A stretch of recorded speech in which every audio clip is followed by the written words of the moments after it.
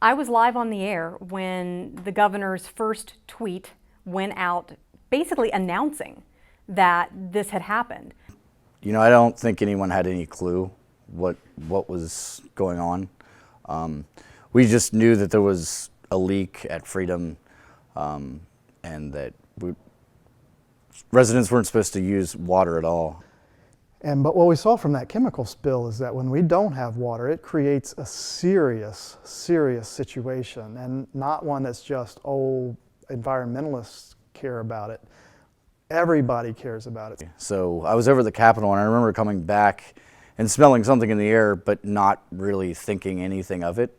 I think that, at that point, no one had any clue. Surprising enough, the instinct didn't kick in for everyone in that area immediately, but I remember coming back to the station, and a few hours later we found out, and then West Virginia American Water, and the governor's office issued the do not use notice, or the ban on using using the water for anything except to flush the toilet or put out fires. And at first, we didn't really know what that meant. I was on the set, I was anchoring, as I said, and so I immediately sent a note to our assignment editor and said, check into this, let's see what this is.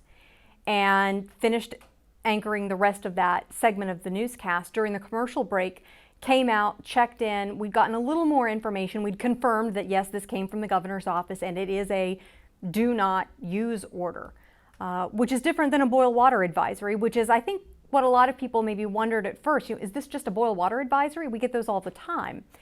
And it quickly became clear this was not a boil water advisory. This was something much more serious.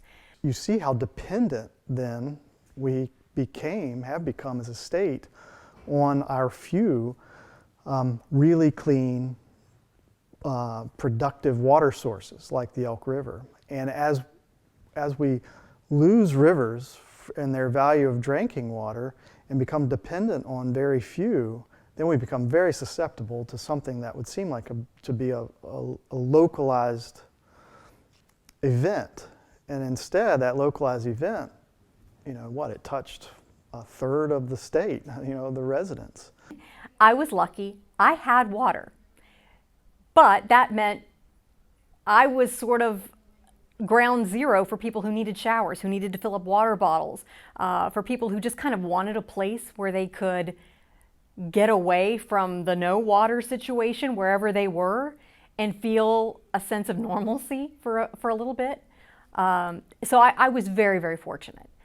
But our staff, our reporters, their families, many of them, I think nearly all of them, they lived in apartments and in homes where they didn't have water either. So this was a story that they were covering, but they were also experiencing firsthand.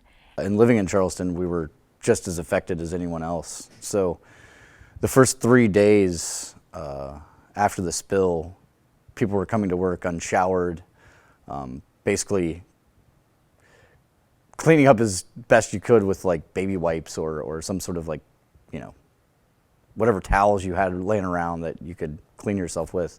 Bottled water, bar soap, and a washcloth was about the best you could do. But seeing the infrastructure come into place basically for emergency water rationing was interesting, not only because no one was prepared for it, but also trying to fathom what it was like to be completely cut off, to not have an appropriate supply of drinking water, or to only have to be able to shower in a public space every couple of days if you're lucky.